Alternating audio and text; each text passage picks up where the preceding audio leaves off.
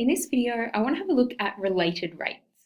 So we've looked at rates problems before, but now we want to have a look at more complex ones. And that's where we might have two different variables that are both functions of a third variable. So for example, we might have volume and area, and they're both functions that are changing over time. So two different ones, and we need to figure out how those two variables are related. So our first example is the most direct sort of question you might get. It hasn't given you any context, really. It's just asked us to find dA dt when a equals pi r squared, r equals 8, and dr dt equals 0.04. So we recognize that formula as the area of a circle. So we want to find how that area is changing over time if we assume that t is time. When the radius is 8, if we know that the radius is changing with respect to time at a rate of 0.04. So what we're going to do to find these is we're actually going to use the chain rule. So we know that dA dt. So that's what we're trying to find, but we can't differentiate a straight with respect to t straight away because it's not in terms of t, it's in terms of r. So what we can do instead is use the chain rule. So if instead we differentiate a with respect to r, and then we're going to multiply that by the derivative of r with respect to t. So those dr's sort of cancel themselves out and we'd be left with dA dt. So we already know that dr dt is 0.04, so that's this bit, but we need to figure out what dA dr is. So if we differentiate a with respect to r, we'd end up with 2 pi r, and we're going to multiply that by 0.04. If we simplify that a little bit, we'd have 0.08 pi r, and then it's specifically asked for it at r equals 8. So at r equals 8, dA dt is equal to 0.08 pi times 8, which would give us 0.64 pi. Now we're not given any units. That might be, for example, centimetres a second or metres per minute. We aren't given it, so we can just leave our answer as this.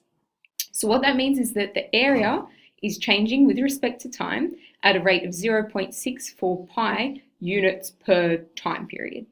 Our second example, we are given some context. So it tells us that a spherical balloon is being inflated so that the radius increases at a constant rate of 20 millimetres per second. We're asked to calculate the rate of change of the volume when the radius of the balloon is 500 millimetres.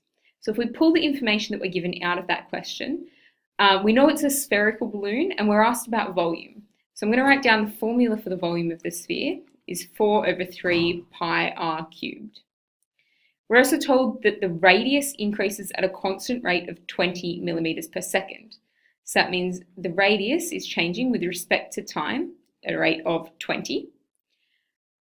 And we want to find the rate of change of the volume when the radius is 500. So we're looking when r is equal to 500. And what we've been asked to find is how the volume is changing. So we're trying to find dV dt. So again, we can't differentiate v directly with respect to t. So what we're going to do is we're going to differentiate v with respect to r, and we're going to multiply that by the derivative of r with respect to t. So this one we're already given is our 20, and this one we're going to have to figure out. So dV dt, sorry, dV dr, not dV dt,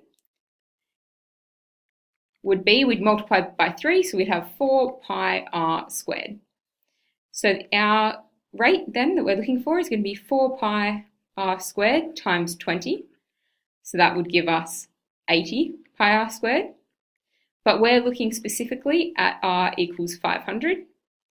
So if we sub that in, we'd have dV dt is equal to 80 times pi times 500 squared, which would give us 20 million. And that's millimetres per second. Sorry, millimetres cubed per second, because we're talking about volume. And I also need my pi on the end. So 20 million pi millimetres cubed per second. That's not very nice. I'm going to make it slightly nicer. I'm going to convert it from millimetres cubed into centimetres cubed. To go from millimetres to centimetres, you divide by 10. But because it's cubed, we're talking about volume, we're going to divide by 10 cubed. So we'd end up with 20 1,000 pi centimeters cubed per second. Our third example says sand falling from a funnel forms a conical pile such that the height of the pile is equal to 1.5 times the radius. So we've got sand falling and it's going to fall into the shape of a cone. And we know that its height here and its radius r, we know that the height is equal to 1.5 times the radius, so 3/2r. For part A, we're asked to show that the volume of the pile is given by this formula here. So for part A, we know that the volume of a cone is going to be 1/3 times the area of the base, so pi r squared, times the height. But we don't want any r's in there, we want only in terms of h's. So if I know that h is 3/2r, then that means that r is equal to 2/3 h. So I can replace that in this formula. So I can have 1/3 pi times 2/3h squared times h. So that's going to give me 1/3 pi times 4/9h squared times h, which will end up with 4 pi h cubed all over 27, which is what was asked for. For part B, it says the sand is falling at a rate of pi/10 meters cubed per minute. So that means that the volume is changing with respect to time at a rate of pi/10. We're asked to find the rate at which the height is increasing when the pile of sand is 3 meters. So this is for B.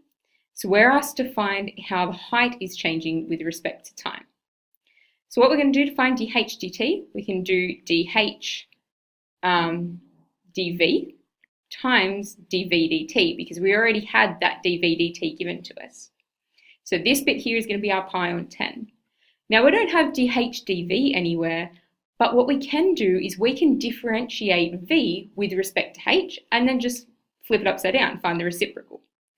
So if we find dv dh from here, we're going to multiply by 3, which would leave us with 4 pi h squared over 9.